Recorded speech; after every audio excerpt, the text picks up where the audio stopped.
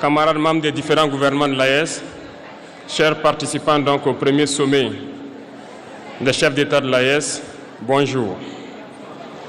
C'est un immense plaisir et un honneur de nous retrouver ici aujourd'hui, une date bénie, une date mémorable, le 6 juillet 2024, ici à Niamey.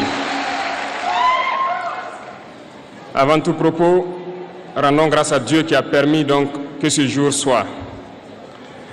Nous lui disons merci pour tout ce qu'il a pu faire pour nous jusqu'aujourd'hui et tout ce qu'il fera pour le peuple de l'AES.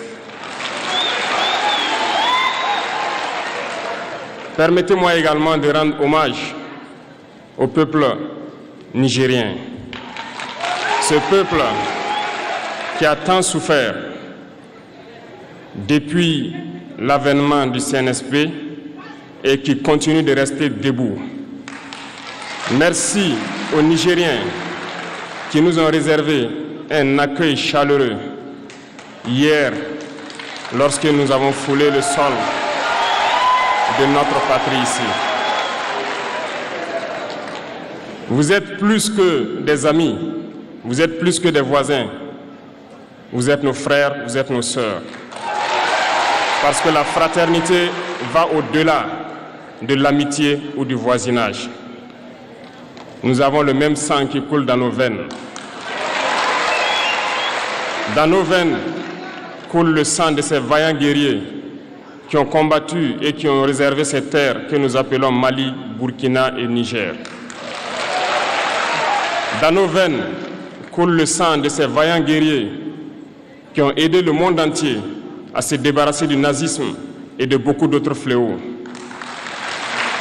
Dans nos veines coule le sang de ces vaillants guerriers qui ont été déportés d'Afrique vers l'Europe, l'Amérique, l'Asie ou je ne sais encore, et qui ont contribué à construire ces États pendant l'esclavage. Dans nos veines coule le sang d'hommes dignes, d'hommes robustes, d'hommes debout. Et pour cela, soyons-en fiers et soyez remerciés d'être ressortissants de l'AES. L'Afrique, ce continent qui a tant souffert et qui continue de souffrir du fait des impérialistes. Ces impérialistes n'ont qu'un seul cliché en tête. L'Afrique est l'empire des esclaves. C'est comme ça qu'ils voient l'Afrique. Pour eux, les Africains les appartiennent. Nos terres les appartiennent. Nos sous-sols les appartiennent. Ils n'ont jamais pu changer de logiciel jusqu'à aujourd'hui. C'est déplorable. Mais comment procèdent-ils? C'est malheureusement depuis donc ces années 60 où ces simulacres d'indépendance ont été donnés à l'Afrique. Ils n'ont juste fait que placer des valets locaux à la tête, selon eux, de leur sous-préfecture pour pouvoir continuer à les alimenter. Ces valets locaux que nous allons qualifier aujourd'hui d'esclaves de salon n'ont d'autre repère que de chercher à vivre comme le maître, à satisfaire le maître et à faire tout ce que le maître lui dicte. Ils volent, ils pillent nos États, amènent tout chez le maître et leur richesse est conservée chez le maître. Ils font tout pour vivre comme le maître et toujours le satisfaire. Lorsque le maître commande, ils exécutent. Savez-vous qui sont ces esclaves de salon? Eh bien, nous allons vous expliquer ce que c'est. Ce sont des individus qui n'ont aucune dignité, qui n'ont aucune morale, qui n'ont aucune personnalité. Mais le maître esclave a toujours su identifier ces individus. Ils sont toujours prêts à trahir leurs frères pour satisfaire le maître. Ils nous ont trahis depuis l'indépendance et d'autres continuent jusqu'à aujourd'hui à nous trahir au profit de leur maître. Ces individus continuent toujours, contre vents et marées, à piller l'Afrique, à aider le maître à piller l'Afrique. Ils se plaisent à le dire chaque année Dans leur sondage économique, le Burkina est le pays le plus pauvre, le Mali est le pays le plus pauvre, le Niger est le pays le plus pauvre. Nous sommes classés parmi les derniers. Très bien, si nous sommes aussi pauvres qu'ils le disent, mais quand est venu le moment de prendre nos responsabilités, nous avons demandé à ces maîtres de quitter les lieux. Pourquoi ne veulent-ils pas partir? Lorsque nous prenons le cas du Niger, depuis plus de 40 ans, certains pays exploitent l'uranium pour produire de l'énergie chez eux. D'Ottawa jusqu'à Paris, les rues sont illuminées, c'est la lumière. Mais au Niger, c'est l'obscurité qui nous est servie. Lorsque vous partez dans nos États, nos sols sont troués de toutes parts pour rechercher les métaux précieux tels que l'or. Mais souvent, il n'y a même pas la moindre route accessible pour atteindre les zones où ils exploitent l'or, encore moins certains services sociaux de base.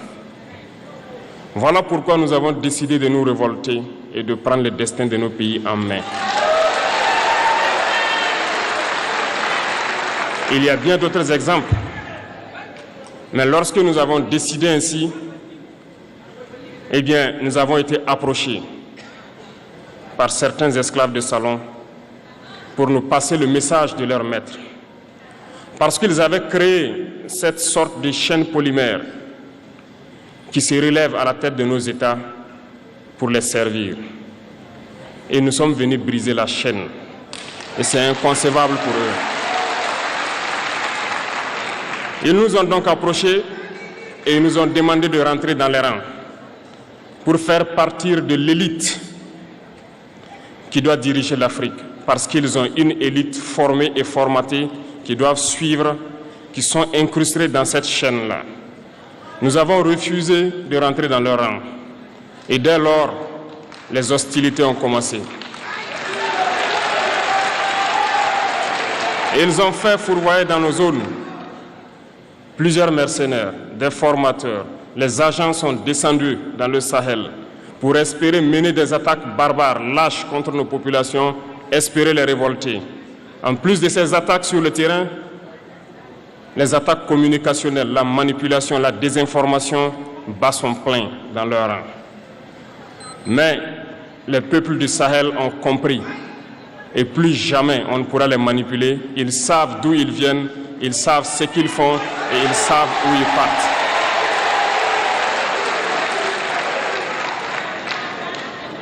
Nous n'allons plus permettre cela. Les gens sont éveillés et les gens se battent aujourd'hui, pas pour nous-mêmes, mais pour les générations à venir. Et merci à tous pour le combat qui est livré. Cela ne nous fait jamais pleurer.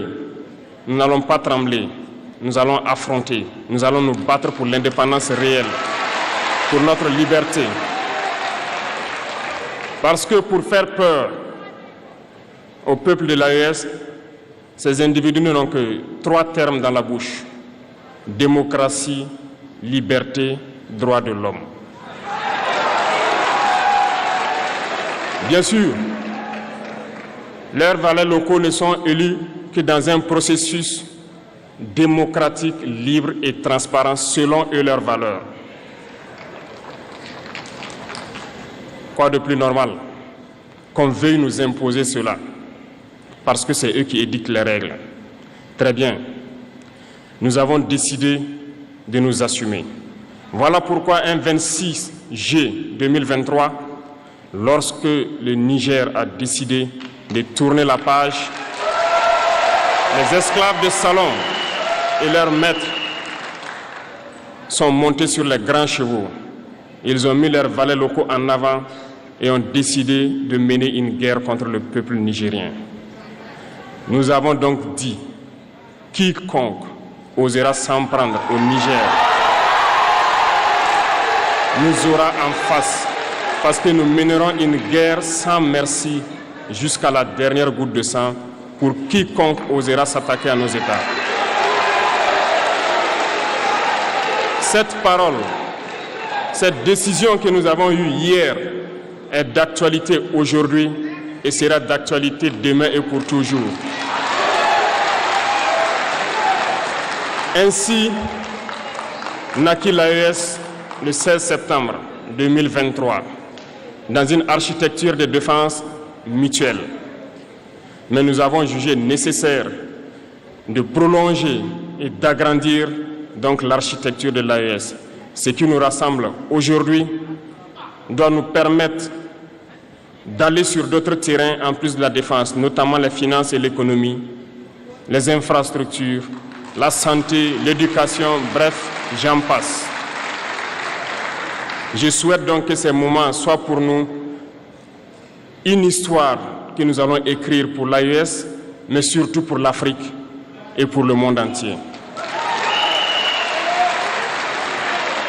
Que Dieu illumine tout un chacun de nous.